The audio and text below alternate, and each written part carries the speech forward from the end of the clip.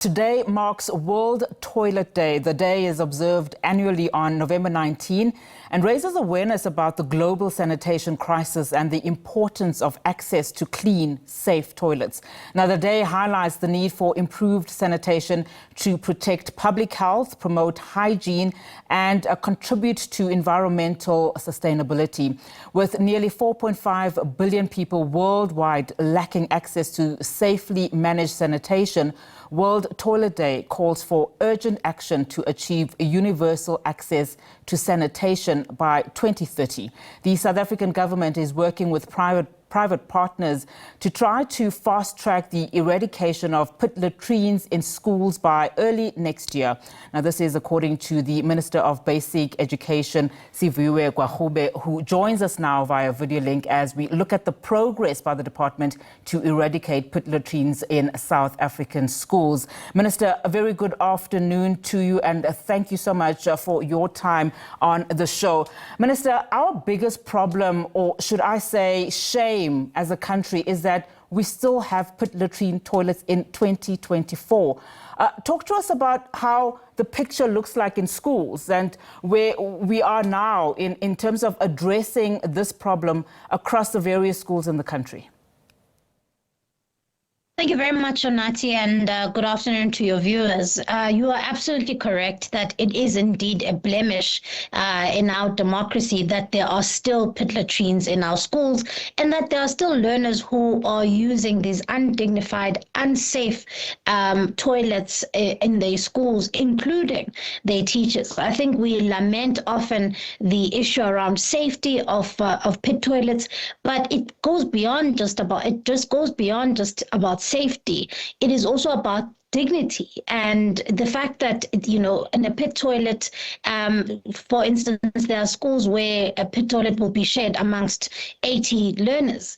And where is the dignity for girl learners who need to dispose of their sanitary products? Where is the dignity for female teachers at the school? Where is the dignity for educators alike? So the point I'm making is that this has been a scourge that has been identified since 2018. A lot of work has been done to try and eradicate pit toilets up until now. We are 92% of the way through the target. There were just under 4,000 schools that were identified that still had inappropriate sanitation infrastructure, and we are now 92% of the way through. However, I am of the view, and of course the president has also made the commitment, that I am of the view that we should clear that backlog, because it's important to clear that backlog so we can move on to essentially being able to monitor pit toilets and their popping up in various schools in real time and being able to monitor those. But if we are still stuck on simply eradicating the backlog that was identified in 2018, my worry is that we are not keeping track with what is happening in the schools. And so it's absolutely important that not only as a commitment now that we're talking about World Toilet Day and the theme around it, but we realize that a country as rural as ours still has the hangover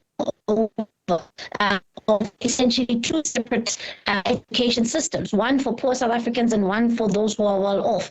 And it's absolutely our moral obligation to make sure that we close that gap.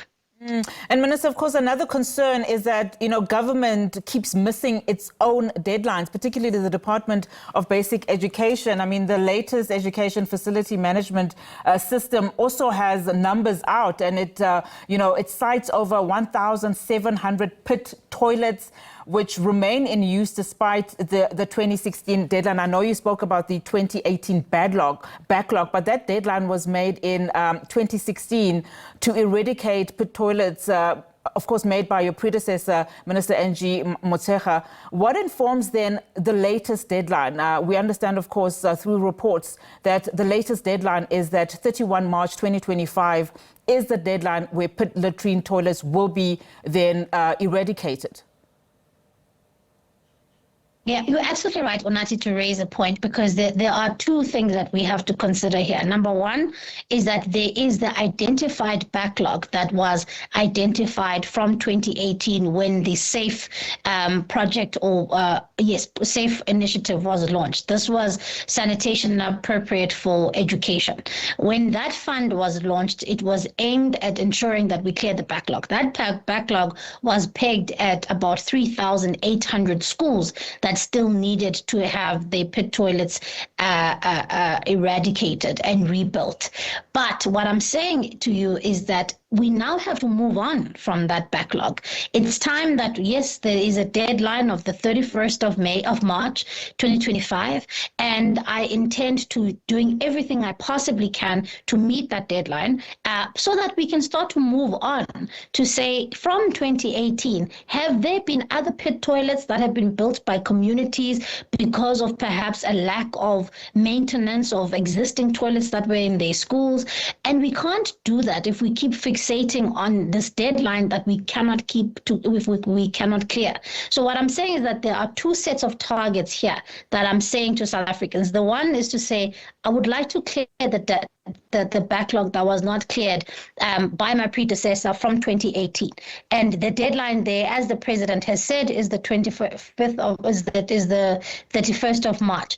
But I also want to, and in the next 2 weeks, I will be launching a very exciting project on how do we keep track of pit latrines that are still in existence in our community. Because, Onati, this is a moving target. You're never going to get to a point where you say there's not a single pit toilet in South Africa unless you have real life data that is showing you that information. So my point is, I've got two different targets. I don't just want to clear the backlog, but I want to constantly be on top of the fact that there shouldn't be any inappropriate infrastructure at all as we move forward. And I want to talk about that inappropriate infrastructure. I mean, you do speak, Minister, about these toilets being undignified. I agree. There are also death traps, though. We've seen children die, through these toilets. Just looking at this year's theme of World Toilet Day, Safe Toilets for All by 2030, are you also then looking at other schools that don't necessarily have pit latrine toilets, but also have subpar toilets? I mean, they're not clean and they're also not safe. Absolutely. And I think when we're talking about appropriate infrastructure in schools, we have to look at not just, so we've got three different categories in the department. We've got the replacement of basic pits, which is to make sure that you've got either a waterless solution to the pit so that you can have dignified, safe, clean toilets in the schools. And then, of course, there are other things like expanding, for instance, toilets so that they can essentially also cater for small children. As we are saying that we're expanding our services to ECD, we also have to make sure that our toilets and our infrastructure in our schools speaks to that. Those little ones have specific needs in the toilets that they use. And so we're starting to see schools building a lot more along those lines. So even though, again, we may eradicate the backlog, we still have to constantly be on top of the infrastructure backlogs in South Africa, Onati, because as we say, it's not just about eradicating that backlog, but it's also about making sure that we are constantly expanding. Schools are expanding all the time. Do we have enough seats for the amount of learners that are in school? Are we maintaining toilets enough that they are clean? They have she bins in them. For a long time, the toilets were built without she bins, for instance. And so are we making sure that we're going back to those schools and making sure that female learners and those learners who menstruate have she bins that are accessible to them? But also the other problem also, Nati, is that schools may have had the toilets built, but often that old pit is not sealed. And so a lot of the work also has to go back, particularly in provinces like Limpopo, for instance, where they've made great headway in building toilets, but the contractors that were on site did not seal some of those pit toilets. And so what you find is that, in fact, what happens is that children, small children in particular, fall victim because they fall into those unused pit toilets. So all of these things have to be done simultaneously. We can't have a situation where in 2024 we're still talking about the lack of dignity when it comes to toilet use in our schools. Because if we're saying we want to improve education outcomes, then we have to make sure that the school environment is conducive for learning, not just for learners, but for educators as well. On that note, Minister, as we wrap up our interview, in terms of just the quality of education, I would imagine there are some provinces that keep you up at night in terms of, the poor infrastructure impacting on the quality of teaching, the quality of learning. Talk to me about those provinces and what plans are. I would imagine they're top on the list in terms of your plans. Absolutely. And as I say, infrastructure, while it's not the core business of the Department of Education, becomes very important when we're talking about delivery of quality education. And so, provinces like the Eastern Cape have come a very long way, and they still have a long way to go in terms of replacing mud schools, for instance, in terms of replacing asbestos roofs, for instance. All of these things are important because unless we get these things right, we are not going to achieve the kind of targets we want to achieve. It's not fair, Unathi, to expect poor Black learners who come from rural areas to have to not only perform at the level at which it has not always been available to them, but also have to contend with infrastructure that is not conducive to learning. That is setting an entire generation of young learners up for failure.